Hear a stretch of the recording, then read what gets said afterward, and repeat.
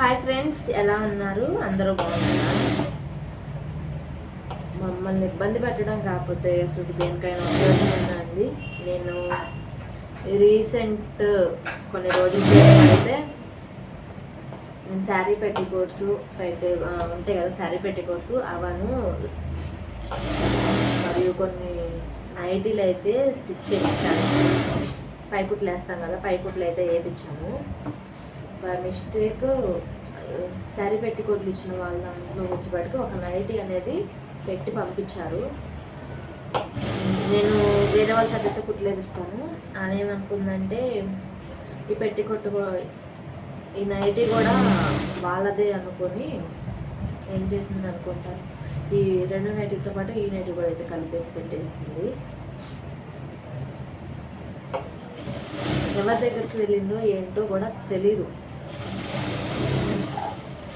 But మంది కాదు అనుకున్నవి మనకు వచ్చినప్పుడు మనం రిటర్న్ చేయాలి కదా. రిటర్న్ చేయకుండా ఉంటే మేము ఎంత ఇబ్బంది పడతామో, మాకు ఎన్ని మాటలు అనేవి వస్తాయి, ఎంత జాగ్రత్తగా చేస్తాం ఏ పని అయినా.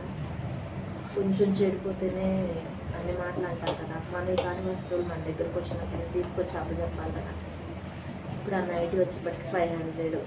ఆ 500 అసలు మీరు ఇచ్చేదే తక్కువ, దాంట్లో 500 మేము ఎలా పెట్టగలుగుతాము? ఇట్లా చేస్తే ఎలాగా? చేయకూడదు కదా. ఇలా చేస్తే మేము అనేది మాకు ఉంటుంది కదా. మేము ఎంత కష్టపడతాము, రూపాయి పోగేసుకుంటాం. అడ్డగోలుగా వచ్చే వాళ్ళ దగ్గర తీసుకున్న అందంగా ఉంటుంది. ఇప్పుడు మేము ఎన్ని మాటలు పడుతున్నామో తెలుసా.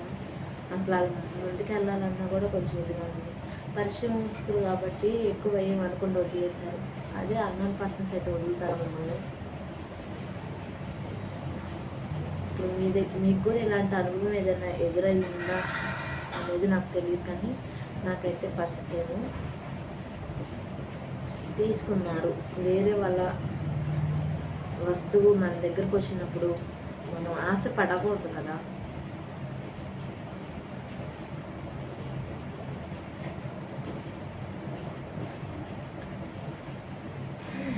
ఏం చేయాలి అసలు ఇట్లా నాకైతే మనసులో అదే తగులుకుంటుంది పద్దాక.